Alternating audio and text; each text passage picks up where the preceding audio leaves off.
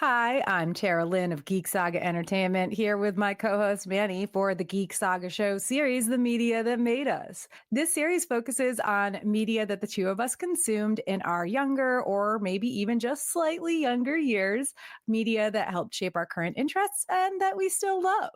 So I'm Manny, and for our 10th Media That Made Us episode, we're continuing our coverage of the reimagined Battlestar Galactica series and discussing the Memento Mori Arc, which includes BSG Season 4, Episode 1 through 10.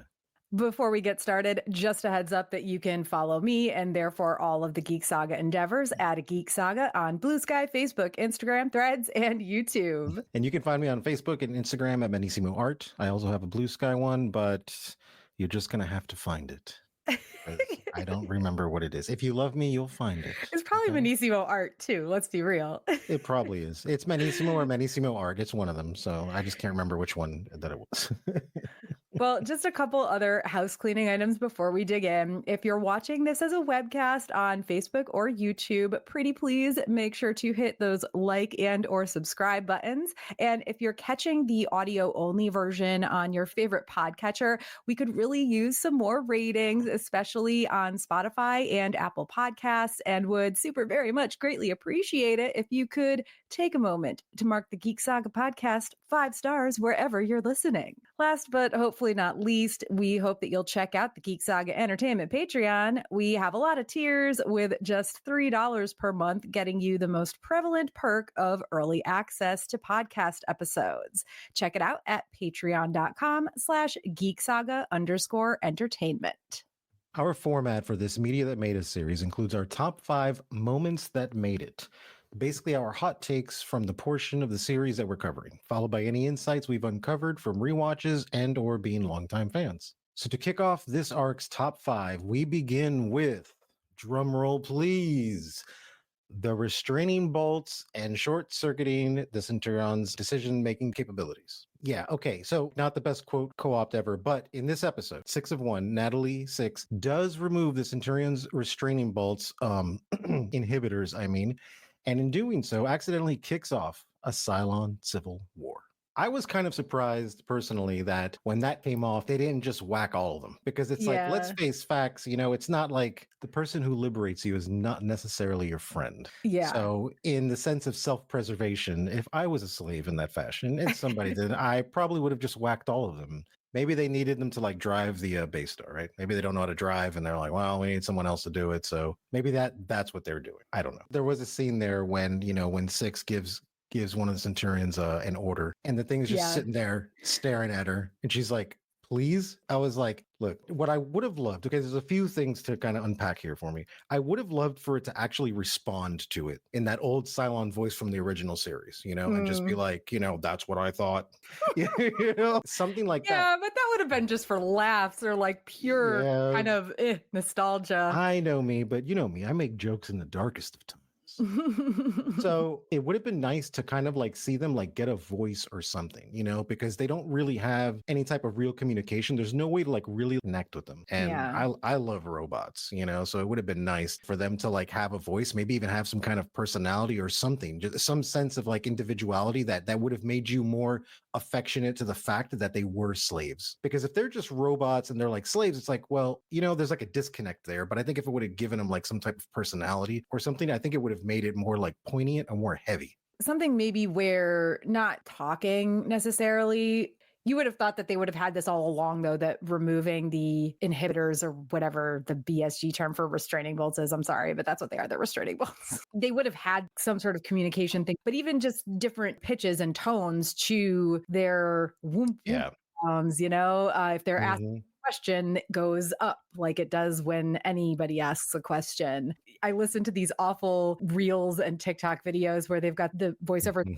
ad when you put text in there, and I hate it so much because they're all just monotone, and I also hate it. This is supposed to be a universe that is both so more far advanced than ours, but also like way behind ours in a lot of ways, that having them talk, but Yeah, I think it would have been neat I to know. see a change in tone, I guess, with their computer sounds. Apparently, they were going to do this whole thing where I think way more Centurions were in way more scenes and doing things Mhm. like learning to copy the humanoid Cylon's behaviors. There was supposed to be a scene where he's like tapping the table or whatever to accentuate what he's saying, and the Centurion is behind him or across the room is tapping Mhm. Chew, which I think would have been a really neat thing to explore. But also, they already knew, obviously, that this was last season and they were pressed for time in a lot of ways. So I get why Yeah. it was left out. And I think the times that they do cut to the Centurions after they've had their inhibitors removed, and it's odd, like maybe it's just me, but it's almost like even though they aren't talking and there's no change in the sounds that they're making, you can almost somehow sense that there is more there. I don't know. Yeah, no, I Maybe I'm get just that. I get looking that. for it. Look, I mean, in my brain,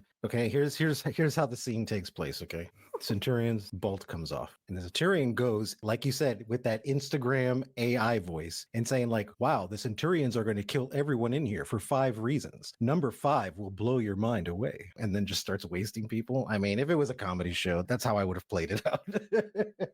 Two of the worst things to come from the past 15 years, a BuzzFeed listicle with a fucking Reels or TikTok AI voice. Oh my gosh. Oh, I hate everything. Yeah.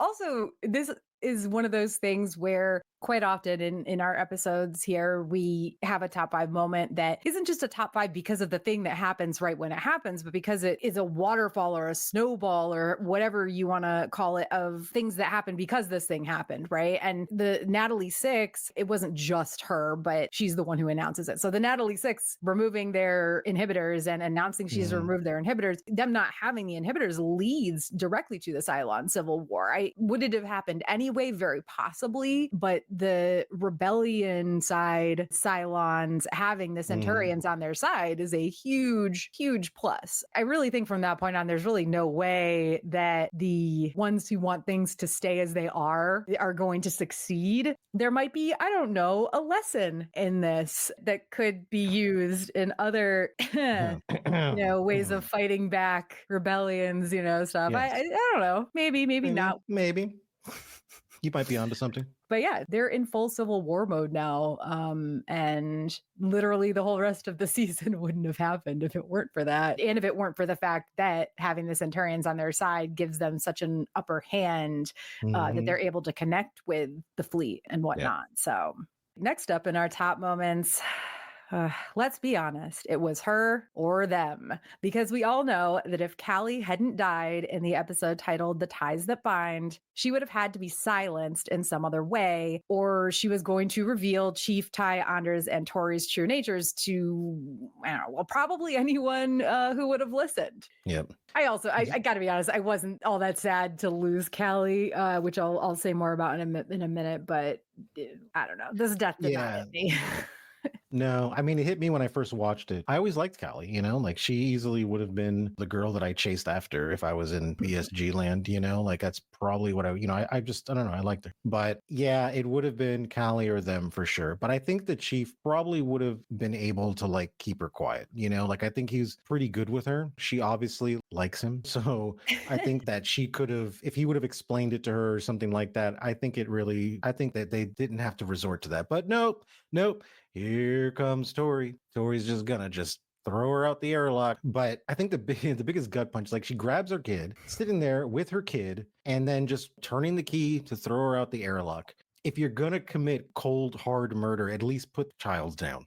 Like at least put the child in a chair or something, and then throw the mom out of the airlock. I feel like ever since Tori figured out what she is, she's just been like on this weird power trip, as opposed to everyone else who seems a little more scared and humble about it. She's just like, oh, I'm just gonna do bad things. That's it. Yeah, I have a lot to say about that later, but I'll be honest, I do for once actually disagree with you a bit here. I don't know that Tyrell ever could have okay, maybe eventually somehow he could have convinced Callie, but let's be real. She comes back to their quarters, or I can't remember if she comes back and he's already there, or she's already there and he comes back, but whatever. The next time they're in their quarters together after she finds out he's a Cylon, she beats him over the head with a giant wrench or something. Like, she doesn't give him a chance to explain himself. She immediately beats him unconscious and then runs off with their kid and almost, that's a good point. That's a good point. I think the reason I came to that conclusion was when Baltar killed Crashdown and she kept her mouth shut about it. She didn't even like fucking Baltar, She was willing to keep her mouth shut about that.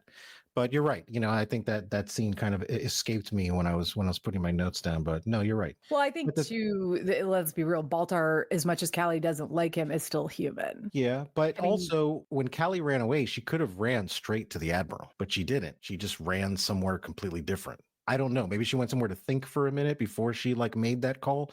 But I feel like if she was really gung-ho about, I'm going to rat this person out, that she would have just went straight to the Admiral or the security guard up the hall, and just said, hey, that dude is a Cylon. Him and his friends, these are the people. But she didn't do that. She just ran. So I don't know. mean, honestly, she might have been worried for herself that they would immediately assume she was a collaborator, even if she's tattling. She was very possibly worried for Nikki because he's only the second ever human Cylon baby at this point, which nobody ever talks about. That was something you brought up before we went live, and I was going to talk about it anyway, but it is absolutely, even though this is about Callie's death and I have more to say about that, it is absolutely insane to me that obviously at this point nobody knows nobody that's not Deanna, who is put away in a pod, knows that Nikki is the only second ever Cylon human baby. But even after this, we'll have to see, but I honestly do not remember there ever being any sort of big hullabaloo about the fact that Nikki exists too. It's all about Hera. And of course she was the first, and she's the one everybody's had prophecies and dreams and shit about, but Nikki should also be consequential in this case. Let's be real. Yeah. For real. Now, all of that said, since we're talking about Callie's death, I both do and do not want to talk about this, but I think I have to. Chief's freak out in the next episode is, I think it's Escape Velocity is the name of the episode. It's a lot. It's a fucking lot. The whole, how many of us settled because the person we really wanted died, and I think he kind of pauses. He doesn't say it, but he's thinking of Boomer being a Cylon, he settled for Callie because he lost Boomer because she was a Cylon. That'll give anybody a complex. Because tell me you've never been with somebody who you looked at your relationship and you remembered the things they told you about a person they'd been with before and thought they settled for me. Because I sure as hell have. It's been a long time, but absolutely one of my high school boyfriends and at least one other person after that. It cuts a little too close to home to hear Chief say that. I mean, I get it in a way, and I'll say a little bit more of that in a second, but then he, wow. He doesn't stop there, right? He calls Callie a shriek with dull, vacant eyes and a boiled cabbage stench. And even as someone who doesn't really like Callie as a character, wow, Chief. Yeah. Just that was bad. I know he's going through a lot, but for fuck's sake, she was his wife and the mother of his child, and she just died. It wasn't like she did him wrong. People have broken up with me who I really loved or something like that. And I would say terrible things like that, not to anyone else, but I would say terrible things like that because it was part of the grieving process. I had to find any to convince yourself, exactly, that it was for the better, even though it wasn't. And I really didn't mean those things. But in this instance, I'm like, bro, it's not like she left you and decided to go date one of those humans. You know what I'm saying? Come on, dude. The grieving, I understand that people grieve in a very special way, but that was a bit much. It was a lot. And apparently the writer for this episode did want to make the point of how in this situation, people for sure had way more limited choices as to who they could end up with if they ended up with anyone. But she also wanted to show that Chief was feeling really guilty and also grief-stricken, and that he was egging Adama on because he was being as nasty as he was because he wanted that smackdown that he eventually got from Adama. And you can see that too, where you can see that he is egging Adama on purpose.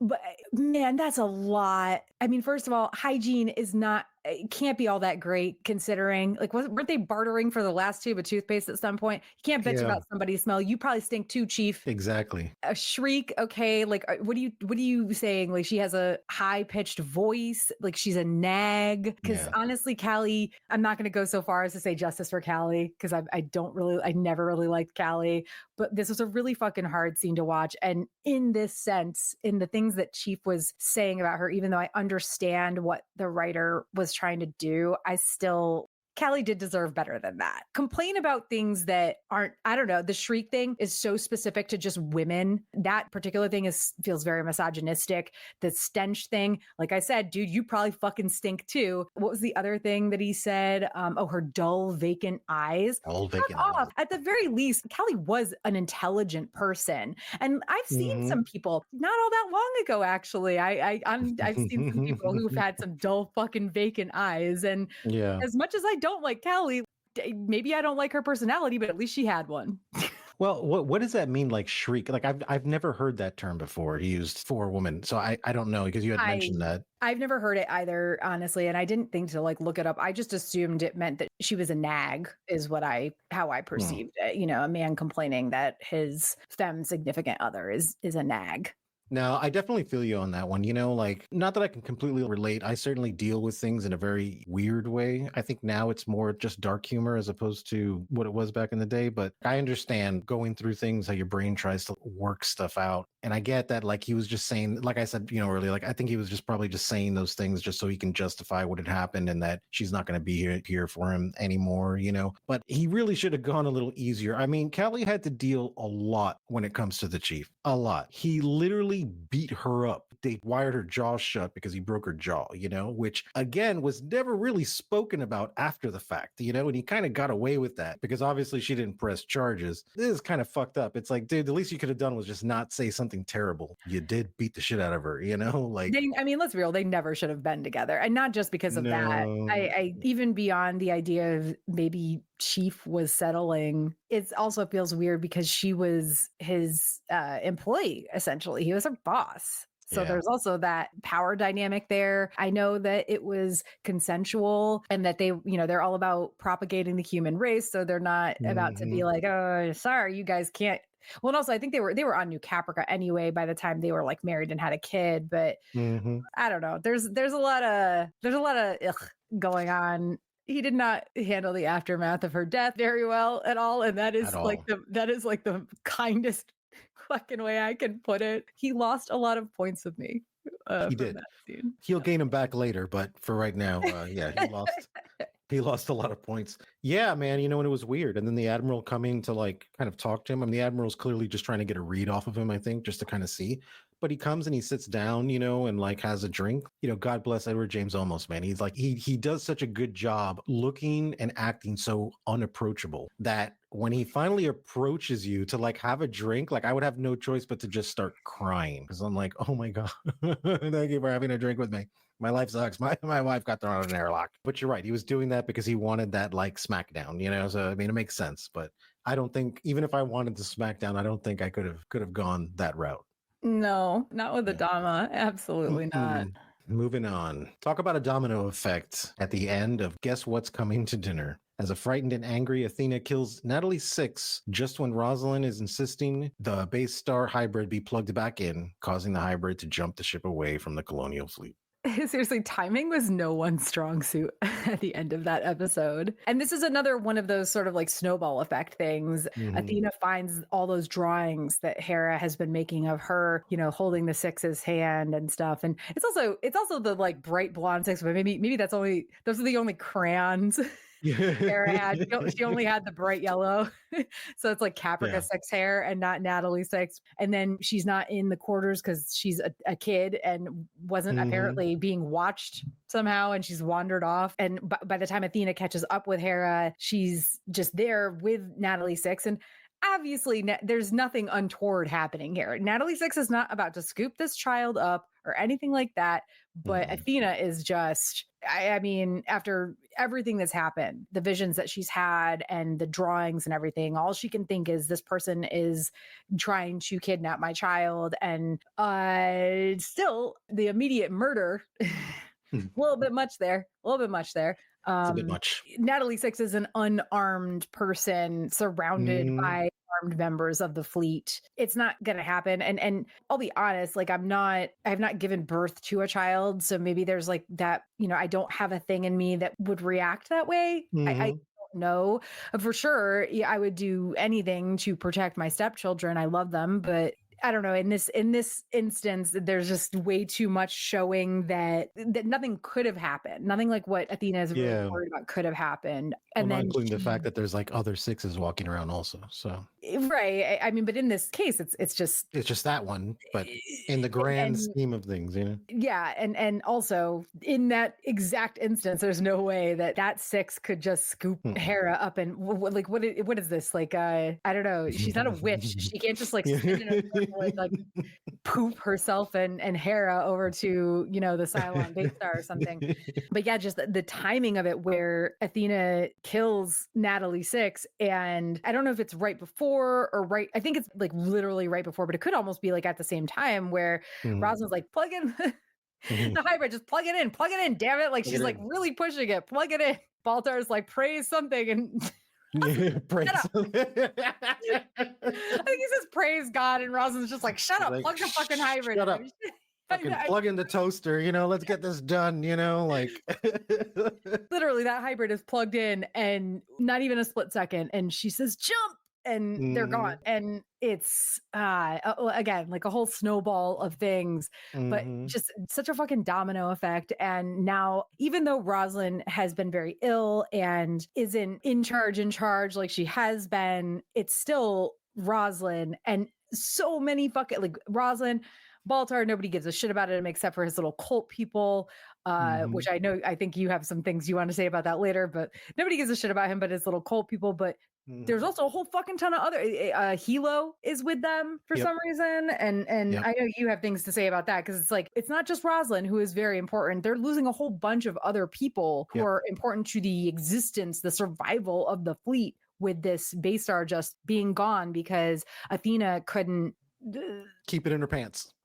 Keep her gun in her pants. Keep her gun in her pants. Look, can I just do a little PSA here for a minute?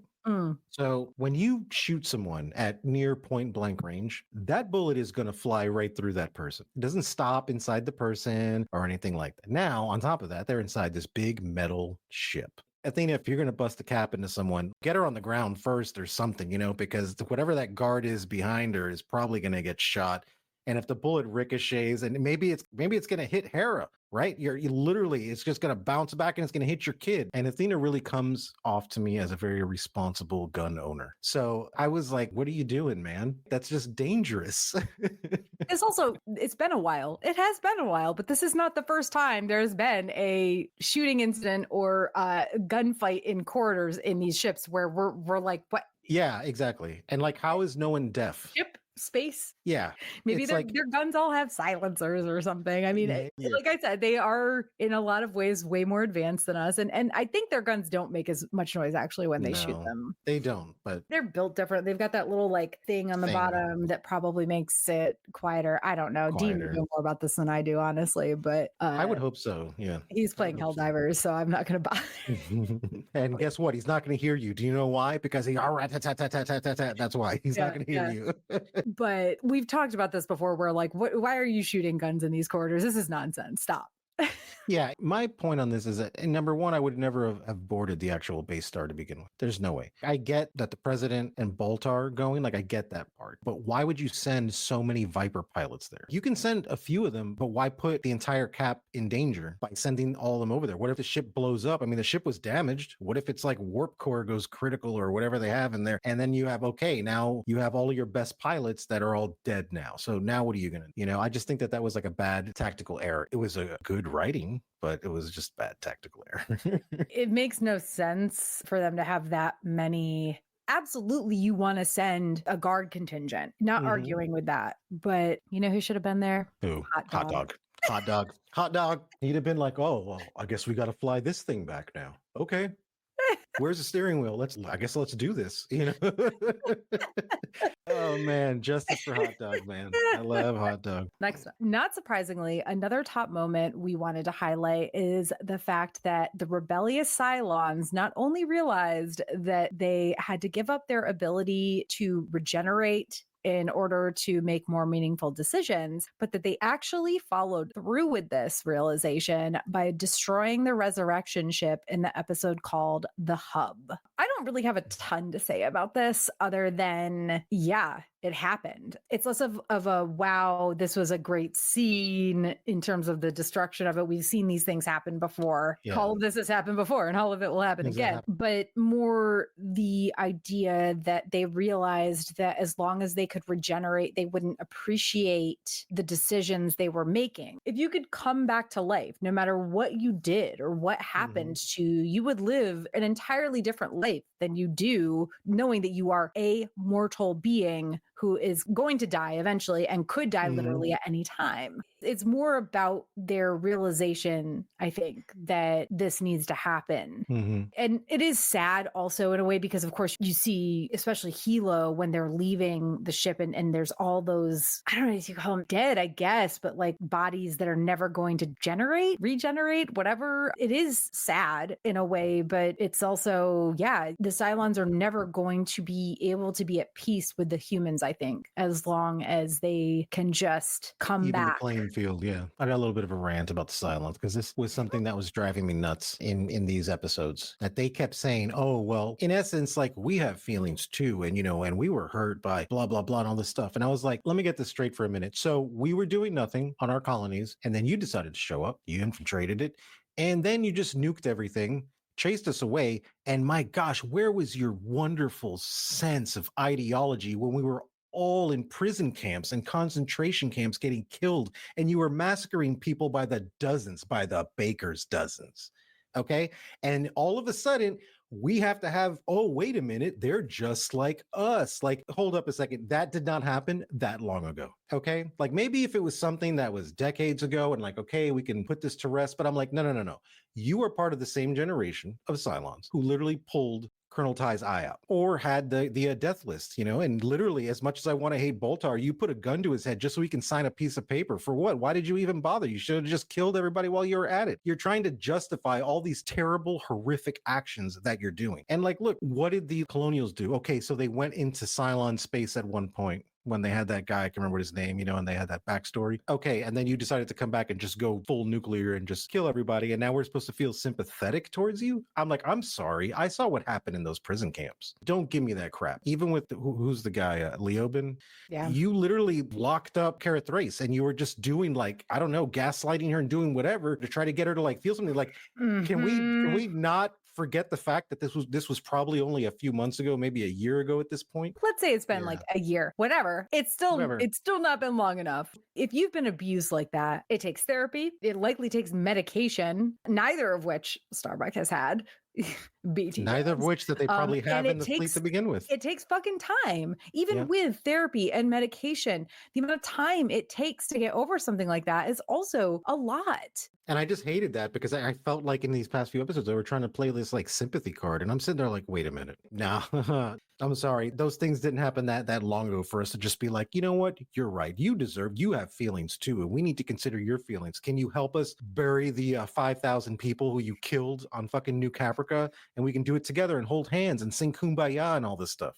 Nah. Listen, I am all for the idea of people evolving, of people changing.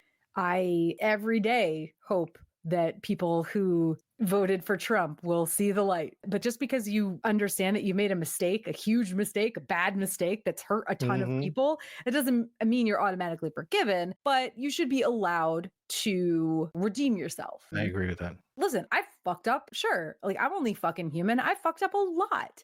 But at the same time, like in this sense, Leoben is the one that has always like rubbed me the wrong way in this situation where he's like with Starbuck and he's like got his hand around her waist and stuff. And I'm like, make it stop. Make it stop. I hate it. And that's the thing too, is that they were like so willing to like make peace. Like, do you remember when they came in New Caprica? They were like, "Hey, we want to live in harmony with you," and they came Well, with all their Centurions and all their guns and all this fucking stuff. And it's like, look, dude. at that point, they still had resurrection ships. Yes, some of them were absolutely about peace, but the Cavils absolutely weren't. I don't think the Deannas were either. Deannas just want what they want.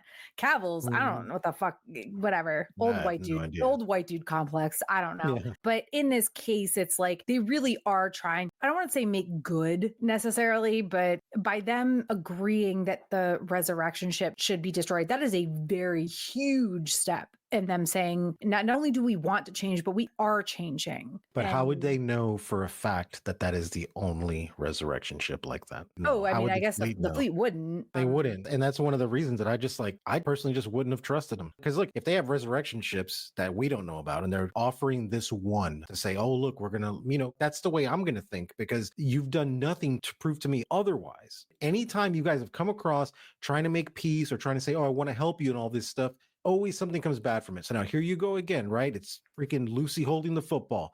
Come on, you want to kick the football, Charlie Brown? Let's do this, right? And then what happens? Boom, so I don't know. I mean, I get it. And believe me, I am a man of peace. I would want peace, right? And I do believe in redemption. I'm really big into redemption. However, this shit just happened like a little while ago. If it's like, if you want peace and you need to just go away, just go somewhere. I'm pretty sure you guys aren't as impervious to radiation as we are. You can have that Earth. But and the then we'll go problem find is another they one. have to be together to find Earth. So honestly, that kind of goes into our last Yeah. top 5 moment. But yeah, let's be real. Like that's the thing. They realize right about as they're like destroying the resurrection ship or like right after that, no matter what, they need to do it together. This person has this puzzle piece. This person has this puzzle piece, et cetera, et cetera, et cetera. Yep. Earth. They have to find Earth. Earth. They have to Earth. find Earth, Earth. For those who are listening to this the podcast, I'm like, I'm putting quotes up, and I'm like, Earth, Earth, Earth. Like, I don't know because what happens next is. Yes. So finally, season 4, mid-season finale, Revelations. They finally get there, and the Admiral does this great speech. They show the planet with all the ships approaching it. And they have this one, fucking gorgeous, yeah, gorgeous, pretty music going on. And you're like, oh my God, it's the end of the journey. Even when I watched this for the first time, I said, oh, cool. They're probably going to do the last season with how they deal with life on Earth together. That's going to be really interesting. But let's face facts in classic Planet of the Apes fashion. They get down there and I saw the sand and I could hear the Geiger counter. And I was like, no, you did it. You killed us. Like, no. I had honestly forgotten. I was like, wait a minute, they already got to Earth. I'd forgotten that this whole, I think my mind is like blacked out. Like this is like a little bit like traumatic for me that they get there and then yet like psych. Psych. But it was so well done, because they got there and I was like, wow, this is such a happy, like with anything in Battlestar Galactica, no good day goes unpunished, right? No good day goes unpunished. Exactly.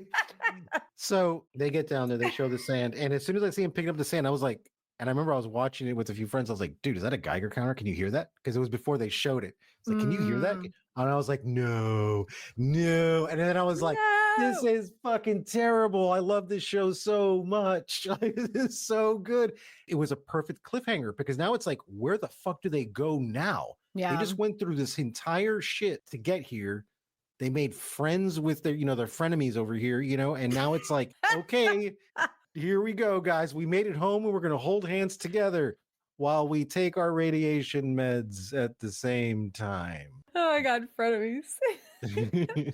Yeah, it's this huge triumphant, this speech, Adama's speech was great. That also that shot where they're showing them all approaching Earth. It's one of those in BSG, they have this happen quite a few times, right? Where they have shots like that. But this is one of those like top 5 for sure, probably top 3, despite what happens next. But yeah, this whole like, yeah, we're here, we're at Earth, yay, excited, frenemies unite, and psych. And there they stood, enemies and friends, both shocked in disbelief, like, wow, can't believe these fuckers destroyed this place too. Well, I mean, and also like nobody knows who actually did it at this point, so. Yeah, that is true. What a mid-season finale too. No, it was great because it's like, you know, every other cliffhanger that they kind of had is left in the middle of some type of with the Pegasus, right? It was both Viper fleets approaching each other, and then it was like boom, to be continued. But in this one, it sucked because you know, okay, something's gonna happen in that other one. They're either gonna fight each other or something's gonna happen. But in this one, you're like, now what? I can see Hot Dog coming off his ship right now and just being like, This is huh. why yeah, I mean, I honestly I don't really have anything else to say like feelings wise about this particular situation. There was something that I was going to put it in the insights, the Dean sites actually, but then I was like, you know what? No, I'm going to put it here because it's like literally specifically about the scene. And it's not really an insight per se because it's about a production snafu.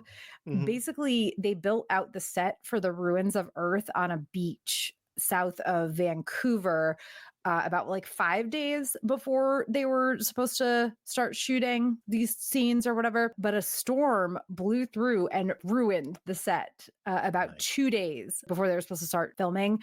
So they basically had to reconstruct the whole thing. They actually didn't quite finish. Not that you can tell that it's only like 90% of the ruins they'd originally planned for and built.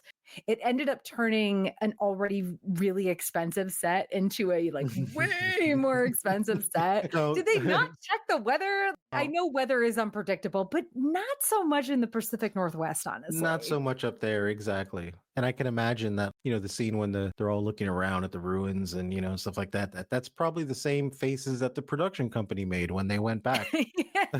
It's like, Like, oh, oh, yeah. shit. Now we got two days less maybe to rebuild. Mhm. Poor guys. Okay.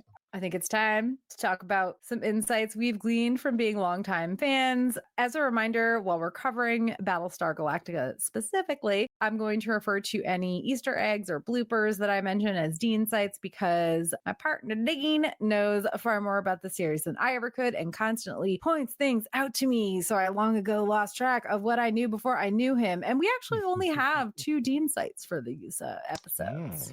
It's funny because I feel like even me with a lot of my talking points, there wasn't like a lot. This was like a weird segment. I feel like it's one of the best segments, It's but a it's like weird section of but it's episodes, a honestly. weird section. So there's an interview with Jamie Bamber where he talks about how the actors who played the final four Cylons were split down the middle regarding how they felt about their characters being Cylons. Michael Hogan as Ty and Aaron Douglas as Tyrell, as in the more established characters, didn't like it at first, while Michael Trucco as Anders and Rekha Sharma as Tori were excited to have bigger roles to play. Understandable. I get it. I think the one that when they first did it, like I get the awe factor that they were going for there. I really Mhm. didn't like that it was the Colonel though. Honestly. Well, I don't Yeah. know though. Eh. I don't know because then it kind of gives his life more purpose because his life really didn't have a purpose. You know, he was kind of a drunkard. He was just like Well, and it also whatever. gives us that insanely fucking harsh and moving and the scene where he tells Adama and then after that Adama like breaks down. I'm getting chills just thinking about it now. Like literal chills.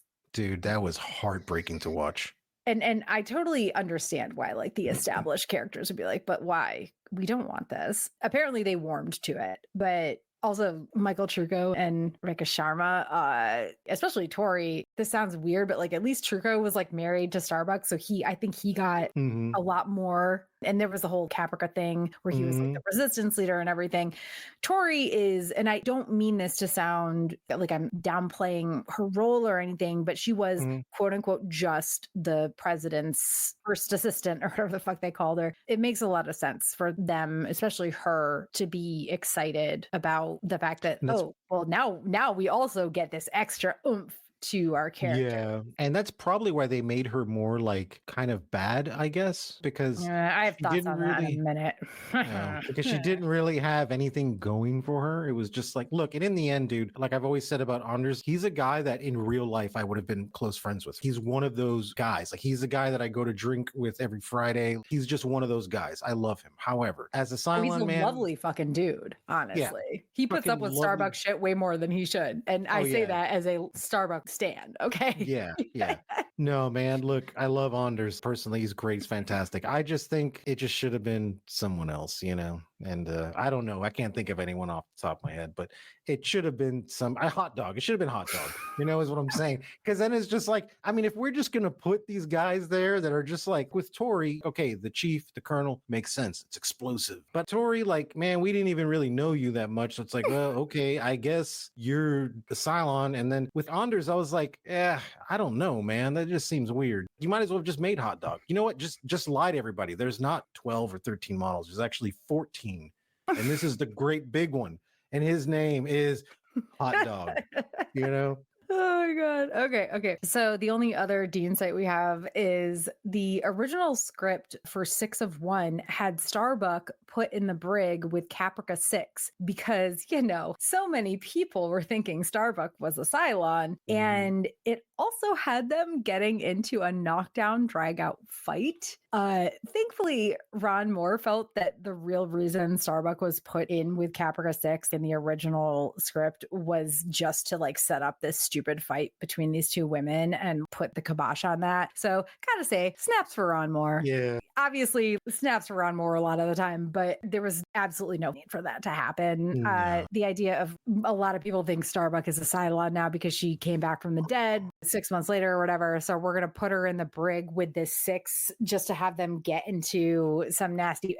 No. Don't want it. And especially because Starbuck fucked Gaius and Caprica 6 also did the thing. Yeah, this is just there's a lot of like big, like, no, this doesn't need to happen. No. Glad it didn't. Thank God. Yeah. It's not quite the same as the thing we talked about in our last episode where there was supposed to be a thing where after Starbuck died, Anders and Apollo got in a fight and they decided not to do that. It's not quite the same, but please let's not have women just doing Fighting these each other. things just to have a fucking fight between women. Thank you.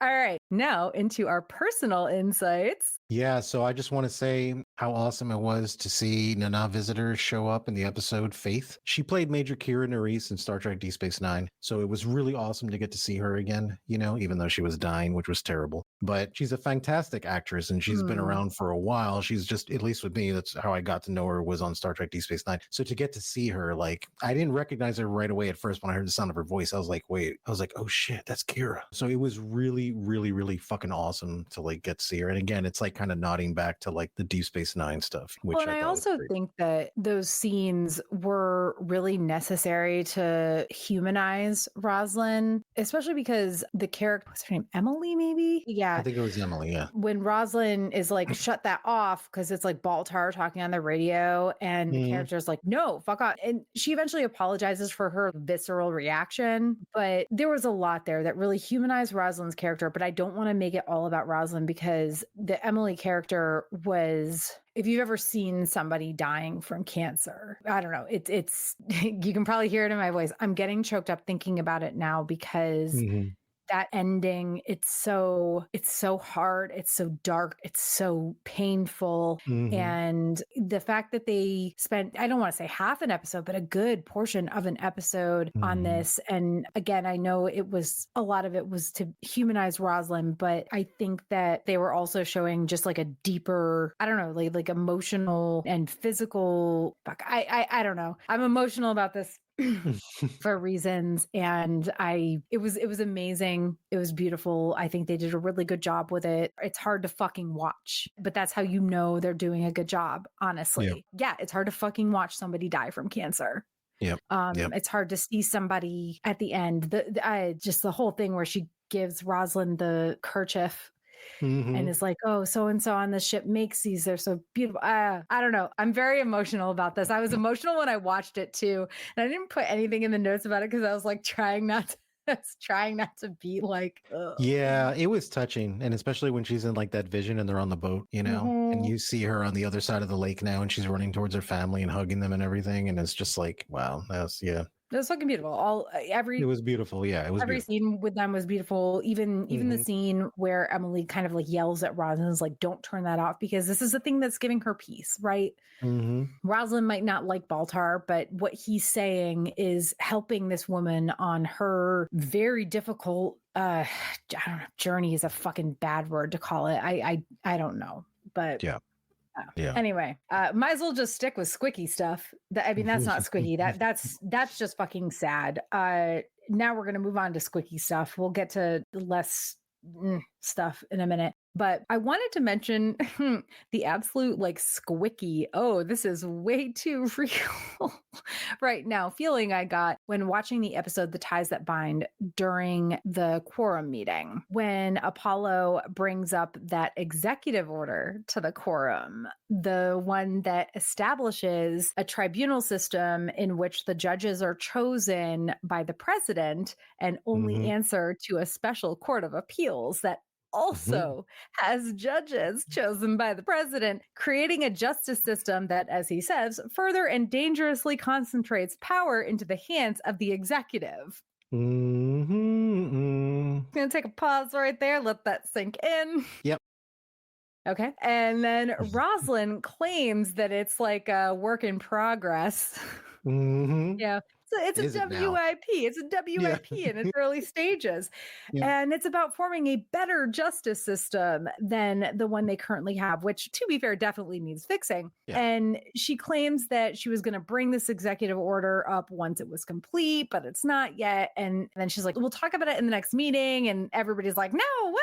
No. And Apollo's kind of like smirking about it. I don't know that there's all that much to say about this other than just, keep these things in mind currently. If somebody's watching this or listening to this 10 years from now, hopefully you'll be like, huh, what? Because you haven't studied, 10 years ago history or something. But yeah, exactly.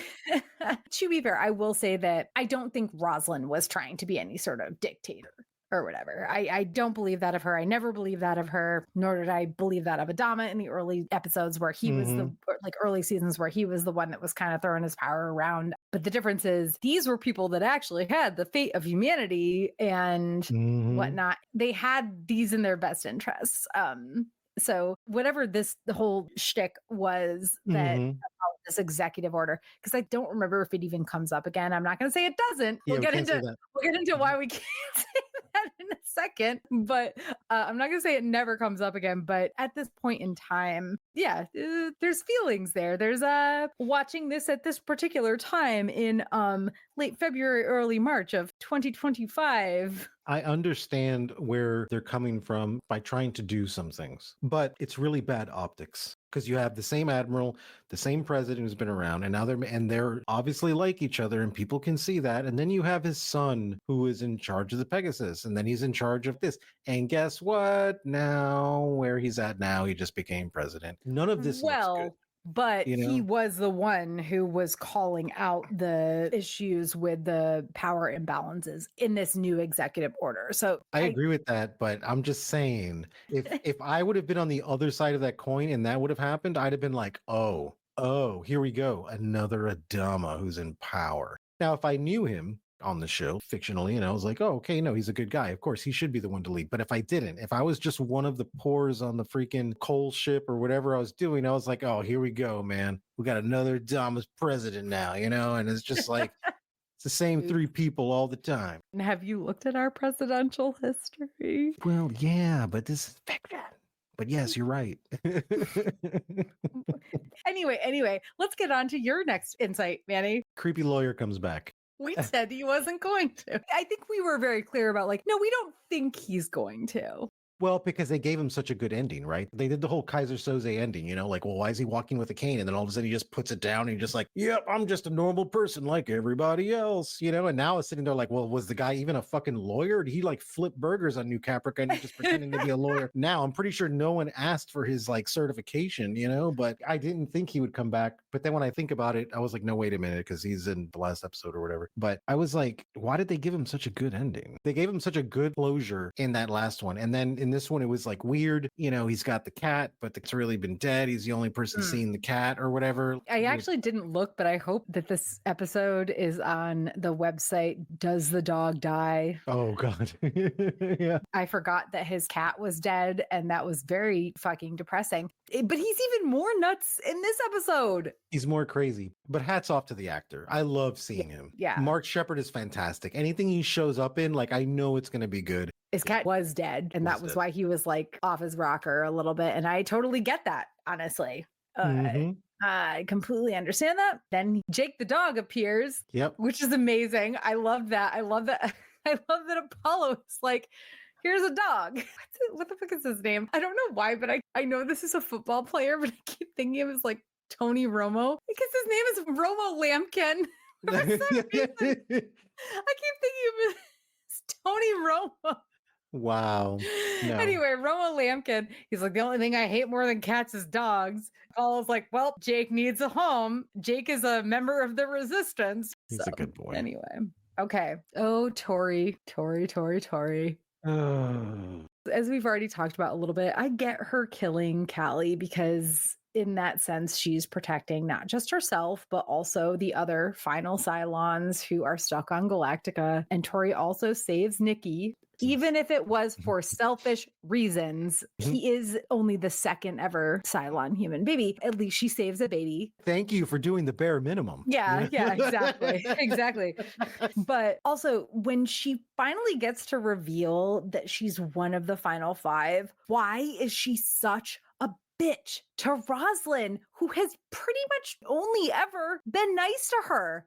Also, there are a good number of people of color in this show, and I like that they included one of them in the final five. That's good, right? That's great, particularly for fucking early 2000s. But then you make the only woman that we know of at this time, and also a woman of color, turns into a huge see you next Tuesday. Setting aside that she spaces Callie, let's say wasn't thinking straight, did that to protect herself and the other three. Pretend that didn't happen. The first thing she does when she is able to reveal herself for what she is to just smack down on Roslyn, who is never, I think the only time Roslyn ever got after her in any sort of like perceivably negative manner was at the end of season 3 when Tori was like out of sorts about the whole music thing, like the whole thing that all of them were going through, right? Which Roslyn, of course, had no idea what was happening. This is bad. It makes me dislike Tori, and I hate that because I don't know. I don't know. This is a bad fucking decision on their part. It shouldn't have been her that went full anti-human. It shouldn't have been her. I don't think. No, but like I said, she needed something. She couldn't just be the president's assistant. And not even that I can really say that because there was Anders. He was in one of the Vipers at one point, so he did learn how to fly. He did play football or whatever football version is in Caprica. Triangle ball or something. Pyramid. Yeah. I was like, triangles aren't balls. Pyramid. The game was called Pyramid.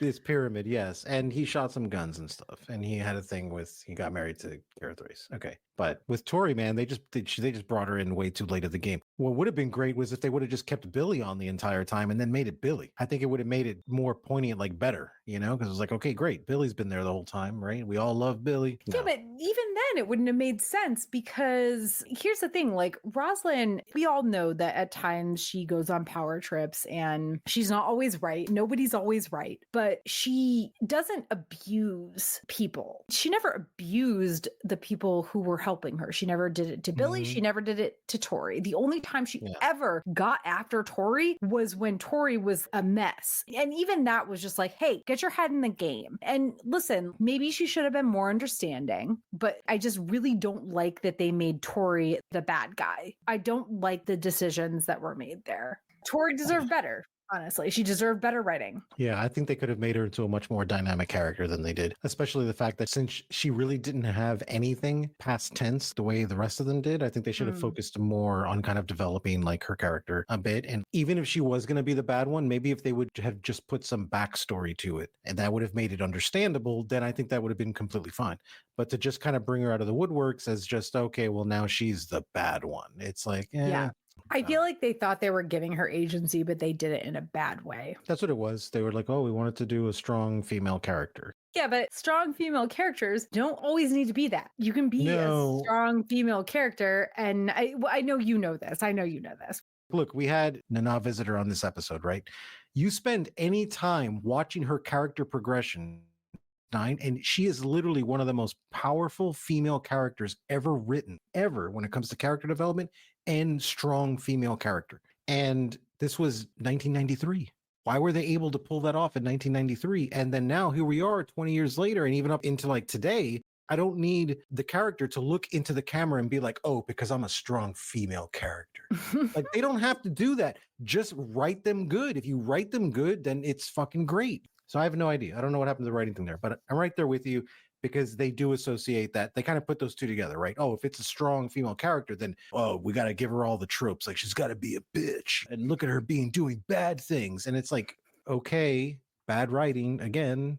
Which, okay, let's cushion this a bit at the end here. I did find this really great quote from Grace Park. And I originally was like, this will be a timely share. And now as we're going through this discussion, I'm like, oh my God, it's even more timely than I thought. I will say, like, as a white woman, there is a lot here that this isn't about me. Okay, this is about an Asian woman portraying a character who is a Cylon in a human fleet, et cetera, et cetera. But I am just repeating what Grace Park said. Basically, she believed that Athena had made herself a part of the fleet, but that she also didn't want the character to get too comfortable. And she said she does seem integrated, but for her, it's always in the back of her head, her Cylon status, how other people might perceive her, and the dangers and threats because of that. So though it's not necessarily been explored, I always kept that weighing on her. She's trying to be that model minority citizen, and she doesn't want to let anyone know her full power. I think that's a good way to kind of wrap up the discussion of minority characters in this section of episodes anyway. I think that Grace Park understood Athena's otherness in a way that a white person couldn't have. I did really like the fact that she put that into her portrayal of this character. The model minority citizen, it just makes me shudder, because it's like no person should have to feel like they need to be a model citizen because they are a minority. Obviously, we know that is the way, especially right now, the world fucking works. But yeah. Well, it's wild. I think that quote is like so perfect, because being like the model minority, that's something that they go through. And it's something that they get grief on both sides. You can get it from one because you're a minority, but then maybe you're a minority and you're really successful, but then there's no praise there. It's like, no, wait a minute, you got to struggle like the rest of us, or like the rest of them. Or if not, you're just like a sellout. I don't know. I can go on a fucking 2-day rant about this, but I think that her quote that she had put here and the way she kind of laid this down made me kind of reflect on her character and see the way she played it. And I was like, you know what? That was a very well written, strong female character of, of color. It was fantastic, because this is what she's taking with it. You can clearly see it in her delivery. You can clearly see how she does it. That's what made it fucking great. It's that nuance. And we live in a day and age now where that nuance is kind of lost. And a lot of this writing, it really is hot fucking garbage. Like, it's really fucking terrible. When they try to do these kind of things, it comes off really stupid. And I hate it, because it does a disservice to what the writing was back in the 90s sometimes. And then even with this, even though there were some things like Tori, like, yeah, okay, that's bad. They really did do Grace Park really awesome, because you felt for her character, and the way she delivered it was fucking great. Yeah. All right. Any last thoughts before we close out? Oh man, we had a lot of words this time. I think we did pretty good. We had so many words. We had so many words, but there was only like 3 mentions of hot dogs. So I'm going to give it 3 out of 10 hot dogs is what I'm going to give it. For House of the Dragon, we have to rate it on the train scale. So there's no trains in space. There's only hot dogs. So we gotta rate it. Yeah. All right. As we close out the episode, just want to thank you for joining us for our 10th Media That Made Us episode on the Memento Mori arc of Battlestar Galactica. We'll be back on Wednesday, March 26th, because Manny has to go on vacation again. I wish. So instead of 2 weeks, it's 3 weeks. But we'll be back on Wednesday, March 26th to continue our discussions of BSG Season 4. In the meantime, please do not forget to like, subscribe, or rate us 5 stars wherever you're watching or listening. And as always, please consider supporting us by backing our Patreon at patreon.com/Geek Saga_entertainment.